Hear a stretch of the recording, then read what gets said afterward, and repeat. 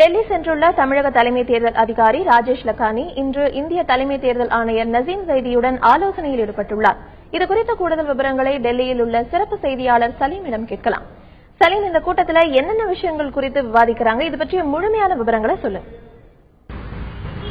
இன்னும் 45 நாட்கள்ல நாம தமிழகத்துல ஓட்டு போட்டுக் கொண்டிருப்போம். ஒரு புதிய அரசை தேர்வு செய்வதற்காக இப்பொழுது தேர்தல் விதிமுறைகள் அமலில் உள்ளது.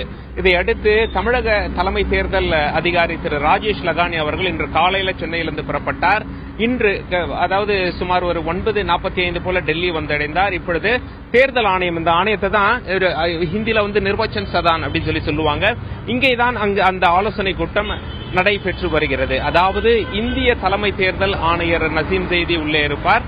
அது மட்டும் இல்லாம தேர்தல் ஆணையர்களும் இருப்பார்கள். இந்திய தேர்தல் ஆணையர்களும் நசீம் ஜைதி அவர்களை மரியாதை நிமித்தமாக ராஜேஷ் லக்கானி அவர்கள் சந்தித்துவிட்டு மற்ற தேர்தல் ஆணையர்களிடம் ஆலோசனை மேற்கொள்வார் அப்படின்னு சொல்லி நமக்கு தகவல் சொல்லியிருக்காங்க. உள்ள இப்போ மீட்டிங் போயிட்டு இருக்கு. முக்கியமா என்னென்ன விஷயங்கள்லாம் இந்த மீட்டிங்ல விவாதிக்கப்படும் அப்படின்னு சொல்லி நாம எடுத்துக்கொண்டால், திரு ராஜேஷ் லக்கானி என்ன சொன்னார் அப்படின்னா, அதாவது தேர்தல் தயார் நிலை தமிழகத்தில் எப்படி இருக்கிறது. முதல் கட்டமாக அசாமில் 4ஆம் தேதி தேர்தல், ஆனால் இன்னும் 45 நாள் இருக்கு தமிழகத்தில் தேர்தல் நடைபெற. என்னென்ன மாதிரியான நடவடிக்கைகள் தமிழக தேர்தல் ஆணையம் எடுத்துள்ளது அப்படிங்கறத டெல்லியில விரிவாக இவங்களுக்கு தெளிவுபடுத்தத்தான் டெல்லி வந்திருக்கேன். இது குறித்து தான் விவாதிப்போம் அப்படின்னு சொல்லியிருக்காங்க. இது மட்டுமல்லாமல் இந்தியா முழுக்க, அதாவது முறைகேடாக ஆவணங்கள் இல்லாமல் அதிக பணம் கொண்டு சென்றால் அதை தேர்தல் ஆணையம் கைப்பற்றிவிடும். அப்படி 32 கோடி ரூபாய் கைப்பற்றி இருக்காங்க. இதுல பாதி தொகை தமிழ்நாட்டில் கைப்பற்றப்பட்டது. சுமார் 15 கோடி ரூபாய் ஆவணம் இல்லாமல் அல்லது முறைகேடாக பணம் கொண்டு சென்றார். அந்த மாதிரி பணத்தை